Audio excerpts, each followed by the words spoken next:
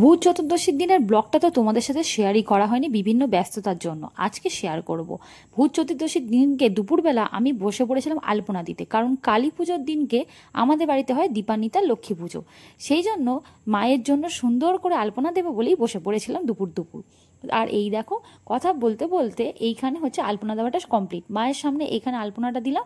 আর এই দেখো, আমাদের এই সব থেকে বড় মহাশয়, উনি আমাকে আলপনা দিতে দিচ্ছেন না, উনি ডিস্টার্ব করেই যাচ্ছেন, পারলে এক্ষুনি ঘেঁটে দেয় আর কি। অলরেডি কিন্তু এই আমি দরজার কাছে এখানে যে আলপনাটা দিয়েছিলাম, এখানে কিন্তু ঘেঁটে দিয়েও ছিল, সেটাকে আমার একটু ঠিক করতে হয়েছিল আবার। ও হচ্ছে পা দিয়ে পুরো আলপনাটা ওপর দিকটা ঘেঁটে দিয়েছে। এ এত বদমাইশি করছে, এখন যত বড় হচ্ছে বলার মতো নয়। এই যে এখানেও দিয়েছি, দুটো দরজার সামনে দিয়েছি আর মায়ের সামনে। এই অবধি আপাতত কমপ্লিট হয়ে গেছে, আর প্রায় সন্ধে হতে যায়। তো আমি এখন যাব হচ্ছে আমার শ্বশুর বাড়িতে। আর অলরেডি আমি চলেও এসেছি, যদিও এসেই আমি বেশ কিছু এবারে না আর্টিফিশিয়াল প্রদীপ কিনেছিলাম, মানে জল দিলেই জলে যে প্রদীপগুলো সেইগুলো। তো সেইগুলোই এখন একটুখানি জ্বালিয়ে একটু ফটোশ্যুট করছিলাম, একটু ছবি টবি তুলছিলাম আর কি। তারপরে এখানে আমি দেবো এবারে 14 প্রদীপ। এই বাড়িতে 14 প্রদীপ দিয়ে আবার আমাকে বাপের বাড়ি ফিরে যেতে হবে সেখানে, কারণ আলপনার কাজ এখনও বাকি, সবটা হয়ে ওঠেনি। আর ওখানেও প্রদীপটা জ্বালাবো, যেহেতু আমার বিয়ের এটা প্রথম বছরের দীপাবলি, সেই জন্য আমার কাছে খুব স্পেশাল। যেগুলো ওই জল দেওয়া যে প্রদীপগুলো, সেগুলোকে দেখো এখানে সুন্দর করে সাজিয়ে দিয়ে, আর এখানে আসল প্রদীপগুলো তালার মধ্যে ভালো করে সাজিয়ে নিয়েছি। আর একসাথে সমস্ত প্রদীপগুলো জ্বালিয়ে নিয়ে এইবারে ঠাকুরকে একটু বরণ করে নেব আগে। আমার শাশুড়ি মা সব বলে বলে দিচ্ছিলেন, আর আমি সেটাই করছিলাম।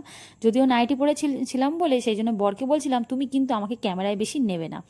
তো যাই হোক, তো আমাকে আর কি খুব বেশি ওই জন্য নেয়নি।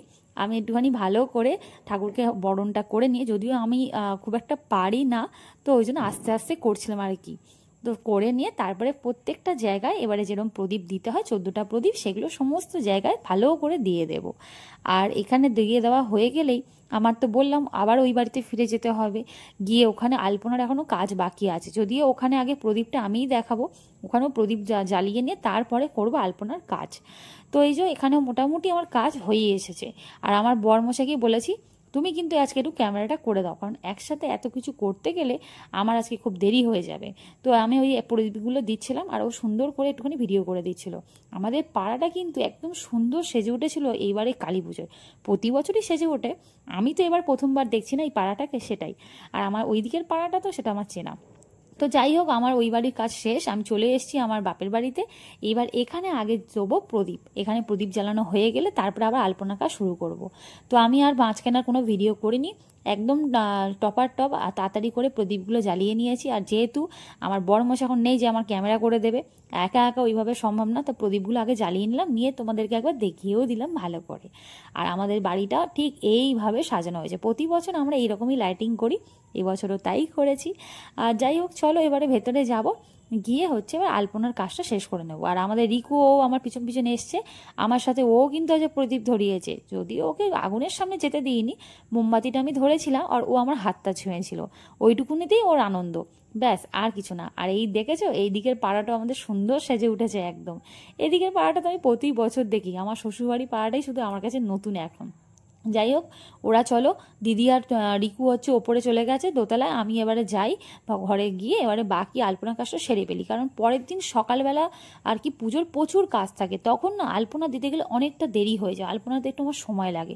আর আমি তো প্রফেশনাল নই, আমাকে একটু ধরে ধরে দিতে হয় বলেই আমার একটু টাইমও লাগে আর কি, এটাই হলো ব্যাপার।